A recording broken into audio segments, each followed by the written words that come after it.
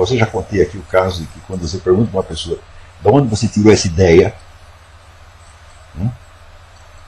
o indivíduo geralmente responde com argumentos em favor da ideia.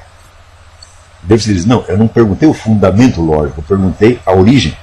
Então o indivíduo não lembra mais a origem, não lembra daquilo veio, de onde aquilo veio.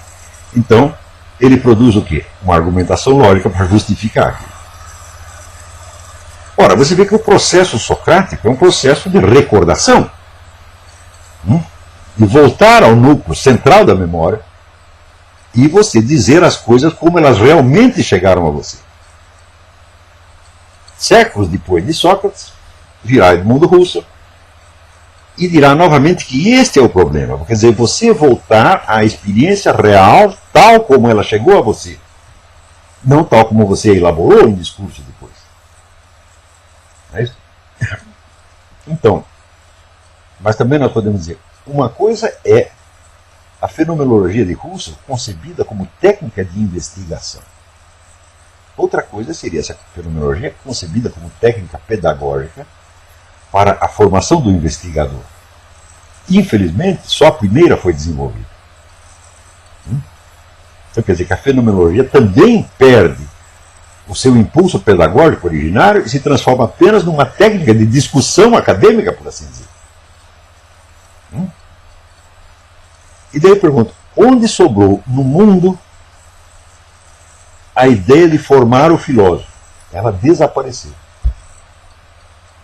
Você só tem, vamos dizer, a formação das investigações filosóficas, das discussões filosóficas, das publicações filosóficas, das questões filosóficas, etc. De cadê os filósofos?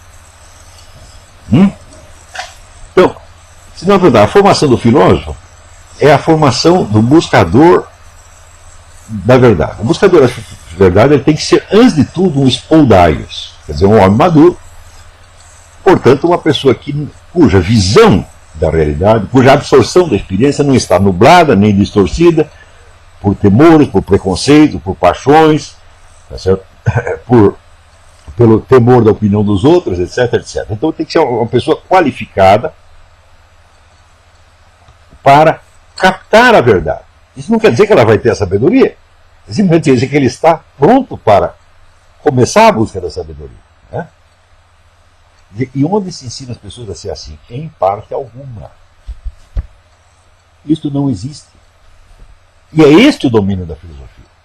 E este ninguém pode tirar dela, por definição.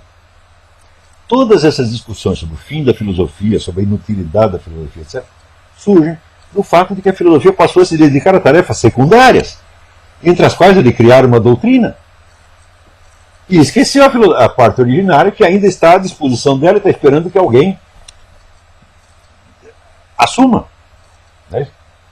Então, a filosofia é eminentemente educação. Mas não educação para isto ou para aquilo. É educação para a busca da verdade. É a formação do spoldaios, que ainda não é um filósofo. Hein? Você imagina, então, o spoldaios, o homem, ou mulher, o ser humano, tá certo? Centrado, autoconsciente, com sinceridade interior, com limpidez de visão interior, tá certo? Ao qual se dê em seguida os instrumentos técnicos da ciência, da lógica, da dialética, etc, etc, para a busca da verdade. É isso que tem que ser feito.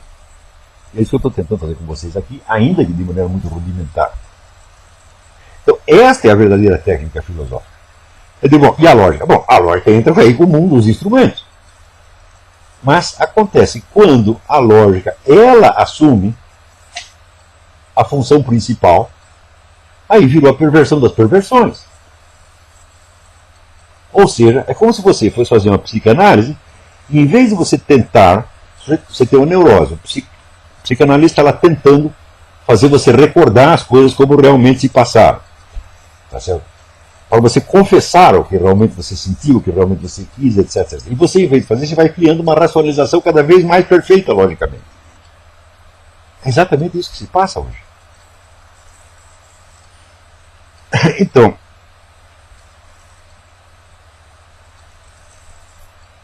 se você pensasse em quais são os obstáculos que se opõem à nossa busca da verdade? Bom, o primeiro é aquele que Sócrates dizia, o esquecimento.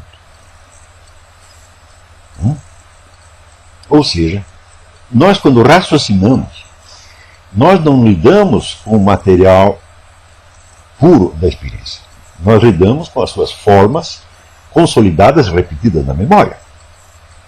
Essas formas, por sua vez, podem não ser muito fiéis à experiência originária.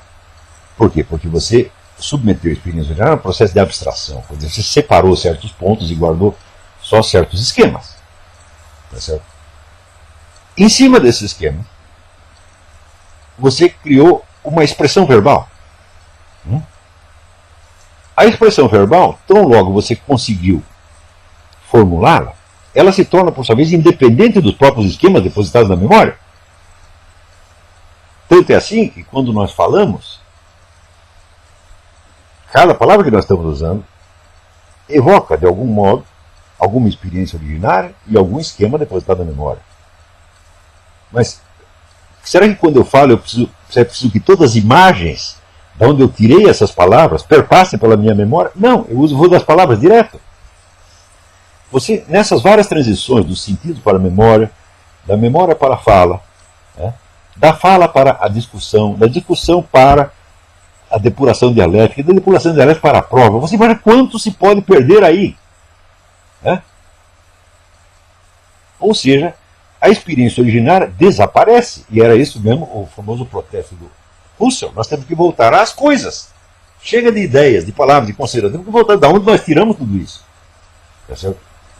Então, é claro que a inspiração originária da fenomenologia, nesse sentido, era absolutamente perfeita, era de fato um retorno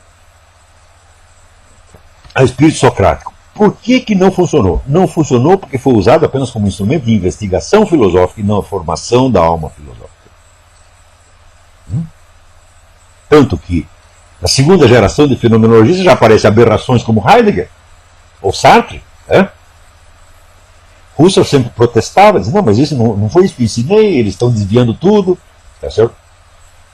Mas, se você pensar, bom, nós temos aí os livros de Husserl que explicam a técnica fenomenológica, eu digo, mas cadê a educação fenomenológica? Não existe isso em Husserl.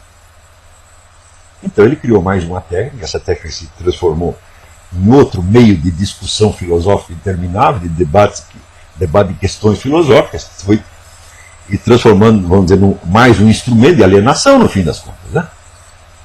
Então o fato é o seguinte, a educação básica do filósofo para a busca da verdade foi totalmente esquecida. E Sócrates, quando se dirigia aos seus discípulos, seus ouvintes, ele queria treiná-los para o quê? Para nada. Treiná-los para que se tornassem homens maduros, espoldaios, capazes de buscar a verdade e encontrá-la. Então, esta função originária da filosofia está totalmente abandonada. Então, por que os filósofos ficam chorando que as ciências e as ideologias tomaram as atividades que não são próprias?